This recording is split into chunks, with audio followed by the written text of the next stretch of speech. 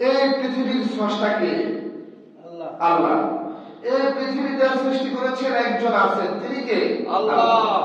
এবং এই পৃথিবীর মধ্যে অনেক মাখলুকাত আছে, আল্লাহ তাআলা সৃষ্টি করেছেন, এমন অনেকগুলো জীবজন্তু প্রাণী আছে, তার মধ্যে সর্বশ্রেষ্ঠ গোষ্ঠী হচ্ছে মানব গোষ্ঠী। এই মানব গোষ্ঠী সৃষ্টি করেছেন কে? আল্লাহ। তিনি এই পৃথিবীকে পরিচালনা করার জন্য কিছু বিধিবিধান দিয়েছেন আল্লাহ তাআলার পক্ষ থেকে, যে আমি এই আদেশ দিলাম, এই নির্দেশ দিলাম, এগুলো তোমরা পরিচালনা করো। একজন প্রধানমন্ত্রী, তার পরিচালনা পর্ষদ থাকে, কিভাবে রাষ্ট্রটাকে পরিচালনা করবে। একটা বিরাট রাষ্ট্র, সেখানে তিনি কাউকে মন্ত্রিত্বের দায়িত্ব দেন, কাউকে এমপির দায়িত্ব দেন, কেউ চেয়ারম্যান থাকে, কেউ উপজেলার চেয়ারম্যান থাকে, এবার ইউনিয়ন চেয়ারম্যান মেম্বার থাকে। এভাবে প্রত্যেকটা সেক্টরে তিনি দায়িত্ব ভাগ করে দেন।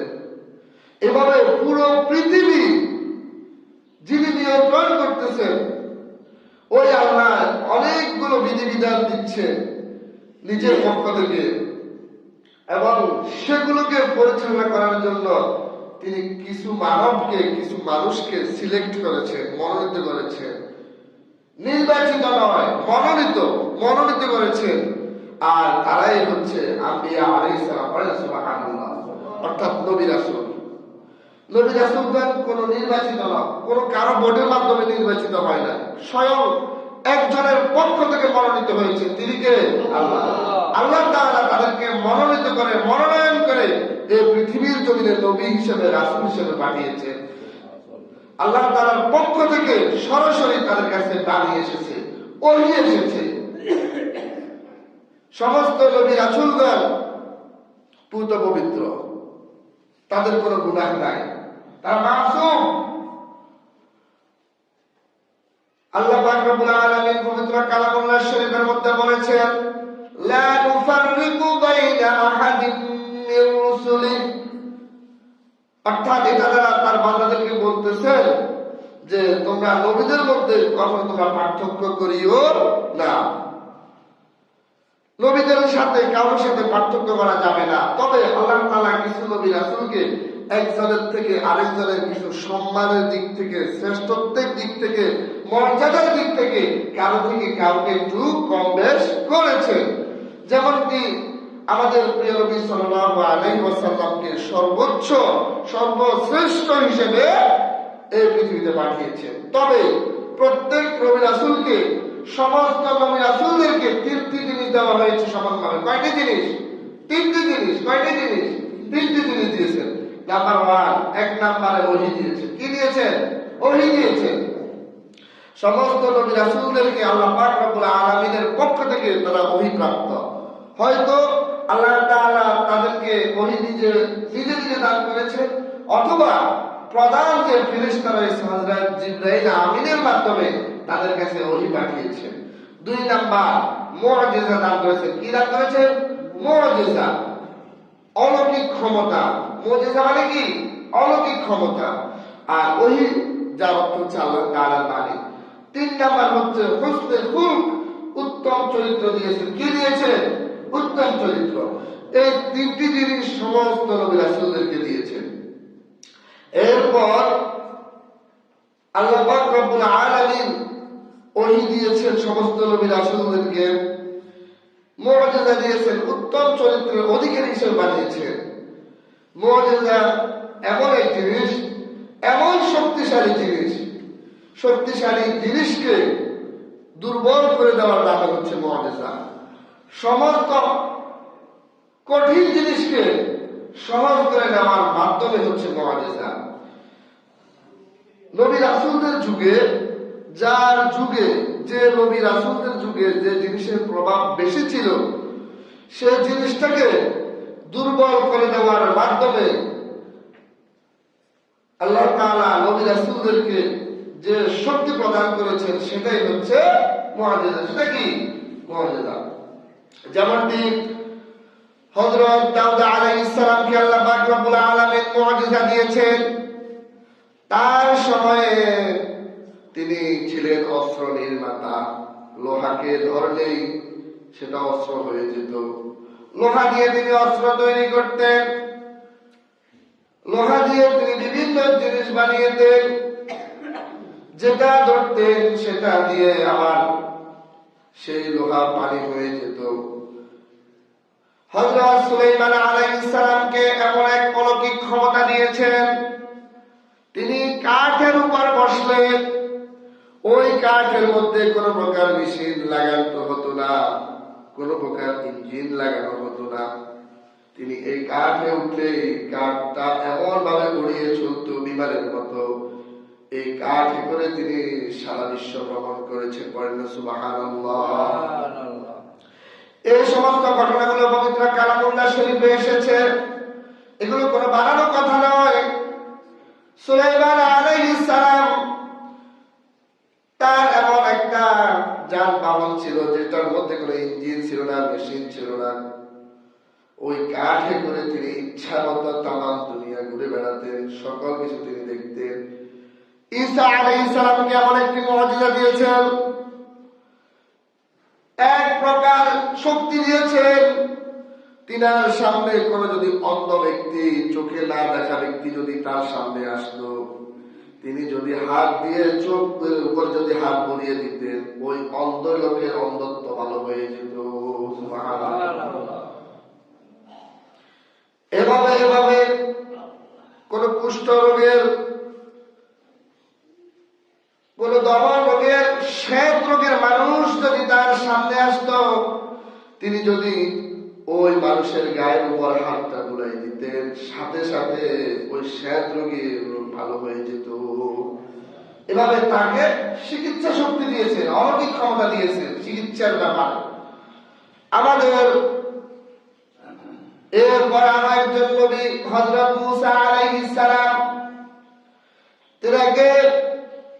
তিনার সময়ে ফেরাউন যখন ছিলেন, তার জাদুকর একটা দল ছিল, তারা জাদু দেখাতো, মানুষদেরকে আল্লাহর পথ থেকে দূরে সরিয়ে দিত, কুফুরের দিকে নিয়ে যেত।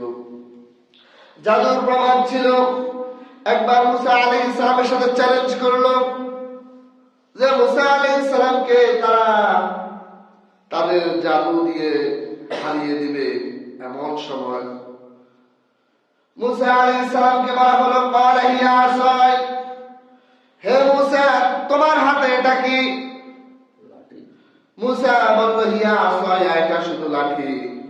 আল্লাহ তাআলা বলেন, না না মুসা, এটা লাঠি না,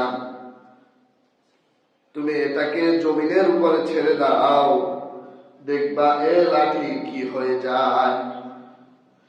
মুসা আলাইহিস সালামের সামনে ফেরাউনের জাদুকরী দল যারা ছিল, এক এক করে নানান ধরনের জীবজন্তু ফেলতে লাগলো। ফালানো হচ্ছে রশি, সাথে সাথে হয়ে যাচ্ছে অজগর, ফালানো হচ্ছে রশি, হয়ে যাচ্ছে বাঘ, সিংহ। এবং এভাবে নানান জন্তুগুলো, জীবজন্তুগুলো মুসা আলাইহিস সালামের দিকে, সামনের দিকে অগ্রসর হতে দেখলো। এগুলো হিংস্র প্রাণী, মানুষ দেখলে আক্রমণ করে। এমন সময় মুসা আলাইহিস সালাম নিজে সন্তুষ্ট হয়ে লাগলো, কিন্তু এক আল্লাহর উপর ভরসা করতে লাগলো। আল্লাহ তাআলা বললেন, হে মুসা তোমার লাঠিটা তুমি জমিনে নিক্ষেপ করো, ফেলে দাও। সাথে সাথে ফেলে দেওয়ার সাথে সাথে এক বড় অজগর সাপ পরিণত হয়ে গেল।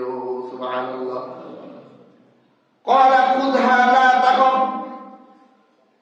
আল্লাহ তাআলা বলেছেন লা তাখাফ, ওই মুসা তুমি ভয় পেও না, ভয় পাওয়ার কোনো কারণ নাই, তোমার সাথে আল্লাহ রাব্বুল আলামিন আছে। এই চ্যালেঞ্জের মোকাবেলা তোমাকে করতে হবে না, আসমান থেকে একজন করতেছেন, তিনি কে? আল্লাহ তাআলা চ্যালেঞ্জের মোকাবেলা করতে লাগলেন। এই সাপ যখন হা করেছে, ফেরাউনের জাদুকরী দল বলেন যে সমস্ত জীব জন্তুগুলো ছিল, হা করার সময় হা করার ভিতর দিয়ে গালের ভিতর সবগুলো জীব জন্তু ঢুকে গেল। তারপর তারা ভয় পেয়ে গেল, কি ব্যাপার, আমরা দেখেছিলাম জাদু, কিন্তু মুসা আলাইহিস সালাম যেটা দেখিয়েছেন সেটা জাদু নয়, নিশ্চয়ই এর পেছনে একজন আছেন, তিনি কে? আল্লাহ। মুসা আলাইহিস সালামের এই চ্যালেঞ্জ মোকাবেলা দেখে ফেরাউনের যে জাদুকরী দল ছিল, তারা কালেমা পড়ে মুসলমান হয়ে গিয়েছে। সুবহানাল্লাহ। এভাবে এভাবে এক একজন নবী রাসূলকে এক একটা পাওয়ার দিয়েছেন, ক্ষমতা দিয়েছেন। আমাদের প্রিয় নবী সাল্লাল্লাহু আলাইহি ওয়াসাল্লাম এর জামানায় ছিল সাহিত্যের প্রভাব। যেখানে সেখানে শুধু ছিল কবি, সাহিত্যিক। জায়গায় জায়গায় টাঙ্গারও দেওয়া হতো, দেখি এই কথার, এই ছন্দের, এই সাহিত্যের মোকাবেলা কে করতে পারে।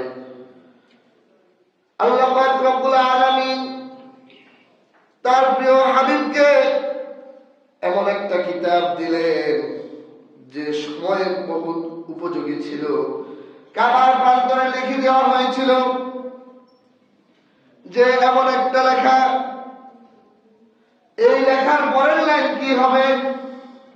কেউ যদি চ্যালেঞ্জের মোকাবেলা করতে আসো, কাবার প্রান্তরে লিখে দেওয়া হয়েছিল ইন্না আ'তাইনাকাল কাউসার।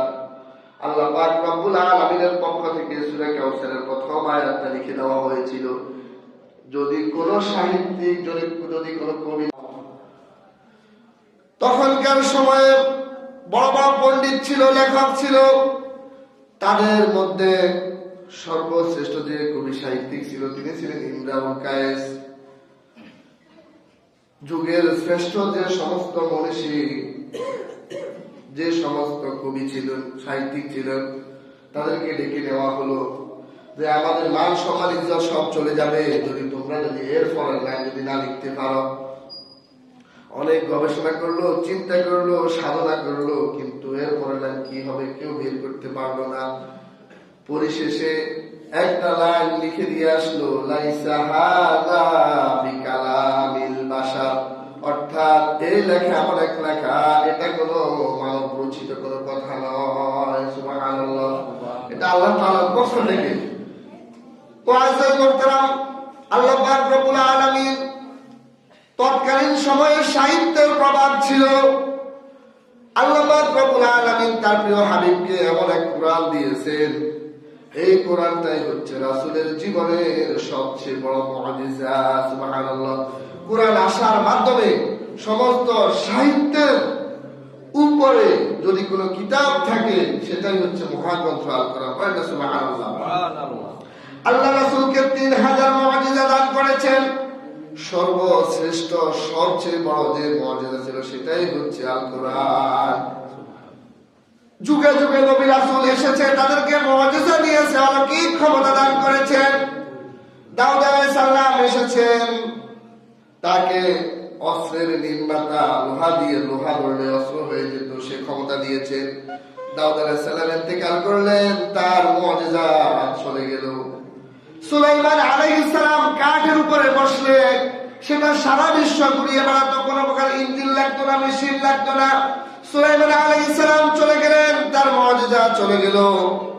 এরপর ঈসা আলাইহিস সালাম, তার সময় অন্ধত্বে তিনি হাত বুলাই দিলেন, অন্ধত্ব ভালো হয়ে যেত, কুষ্ঠরোগ ভালো হয়ে যেত, তাক বলা রোগ, সে বলা রোগ ভালো হয়ে যেত।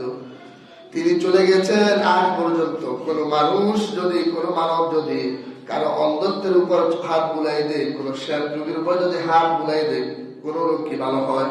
হয় না। তিনি চলে গেছেন, তার মুআজিজা চলে গেছে।